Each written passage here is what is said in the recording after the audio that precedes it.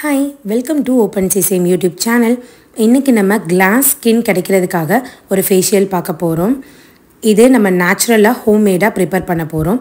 அதுக்கு ஃபர்ஸ்ட் ஒரு panல 2 tumbler water add பண்ணிக்கோங்க. இந்த தண்ணி நல்ல தண்ணியா இருக்கணும். மினரல் வாட்டர் யூஸ் பண்ணாதீங்க. நெக்ஸ்ட் நான் ஆட் பண்ற இன்கிரிடியன்ட் அரிசி மாவு.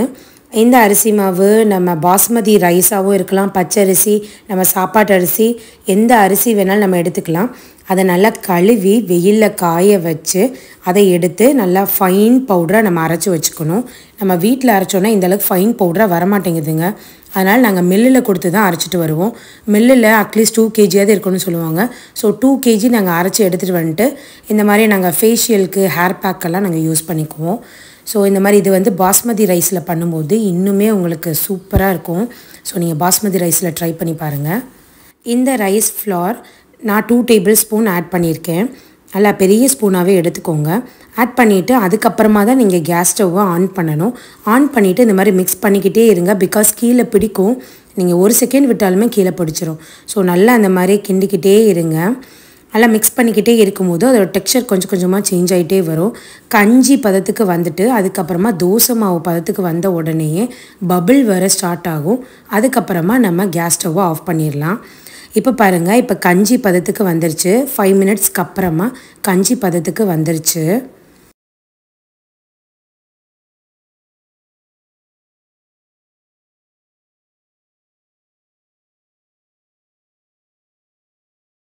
இன்னும் ஒரு 5 மினிட்ஸ் ஆயிடுச்சு. தோசை மாவு பதத்துக்கு வந்துருச்சு.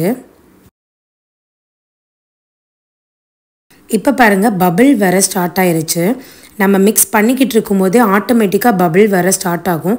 அந்த மாதிரி டயத்தில் உடனே நீங்கள் கேஸ் ஸ்டவ்வை ஆஃப் பண்ணிவிடுங்க. இப்போ நான் கேஸ் ஸ்டவ் ஆஃப் பண்ணிட்டேன். கேஸ் ஸ்டவ் ஆஃப் பண்ணிவிட்டு இதோட டெக்ஸ்சர் பாருங்களேன், க்ரீமி டெக்ஸ்சரில் இருக்கும்.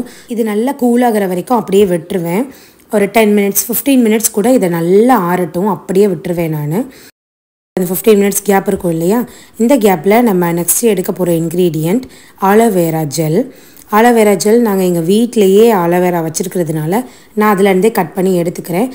இந்த மாதிரி ஃப்ரெஷ்ஷான ஆலோவேரா ஜெல்லை நீங்கள் கட் பண்ணி அட்ட டயத்தில் நீங்கள் எடுத்துக்கோங்க. இதுதான் இந்த ஃபேஷியலுக்கு இதுதான் பெஸ்ட்டு. கிளாஸ் ஸ்கின் கிடைக்கணும் அப்படின்னா நீங்கள் நேச்சுரலான ஆலோவேரா ஜெல் ஆட் பண்ணுங்கள். இதில் ஆலோவேரா ஜெல் கட் பண்ணிவிட்டு இதை அப்படியே ஒரு 15 மினிட்ஸ் வச்சுருங்க. அது கூலாகட்டும். இது ஒரு 15 மினிட்ஸ் அப்படியே இருக்கட்டும். இது 15 மினிட்ஸ்க்கு அப்புறம் பாருங்களேன், அந்த எல்லோயிஷ் எல்லாமே வெளியே வந்திருக்கும். இந்த எல்லோ கலரில் இருக்கிறது வந்து நமக்கு தேவையில்லை. ஸோ அதை வந்து நம்ம அவாய்ட் பண்ணிடணும். இதை எடுத்துகிட்டு அதுக்கப்புறமா நல்லா வாஷ் பண்ணிடுங்க.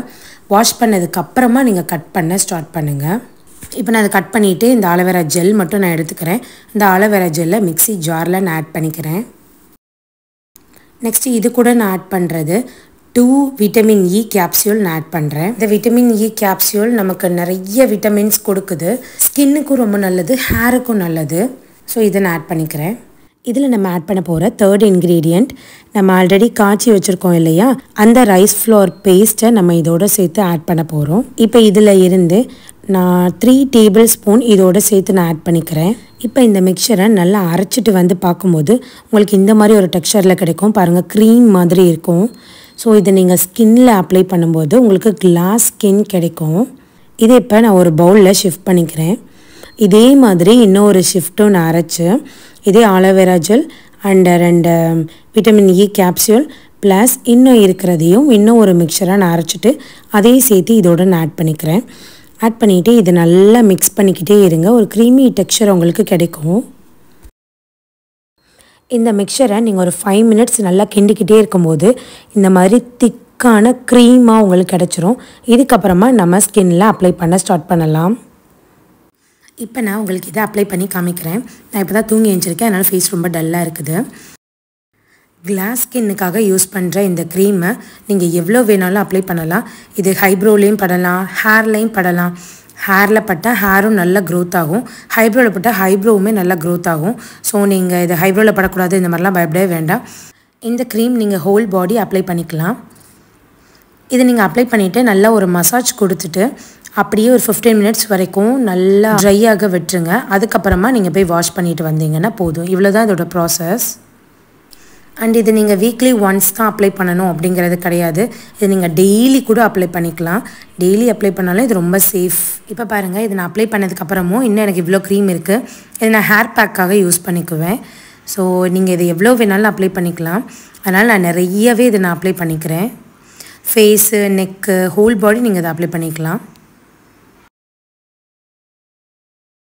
நான் எப்போயுமே ½ அன் ஹவராக இதை விட்டுருவேன். ½ அன் ஹவருக்கு அப்புறம் இந்தளவுக்கு ட்ரை ஆகி நல்லா ஸ்கின்னெல்லாம் பிடிச்சி இழுக்கும். அதுக்கப்புறம் நீங்கள் வாஷ் பண்ணிவிட்டு வந்து பார்த்தீங்கன்னா இந்தளவுக்கு உங்கள் ஸ்கின் நல்லா கிளாஸியாக தெரியும். கிளாஸ் ஸ்கின்னாக உங்கள் ஸ்கின் கொஞ்சம் கொஞ்சமாக மாறிடும். இது நான் ஹேர் பேக்கும் போட்டேன். ஸோ ஹேர் எப்படி இருக்குன்னு பாருங்களேன், நல்லா ஷைனிங்காக இருக்கும். இதை நீங்கள் ட்ரை பண்ணுங்கள். See you on next video.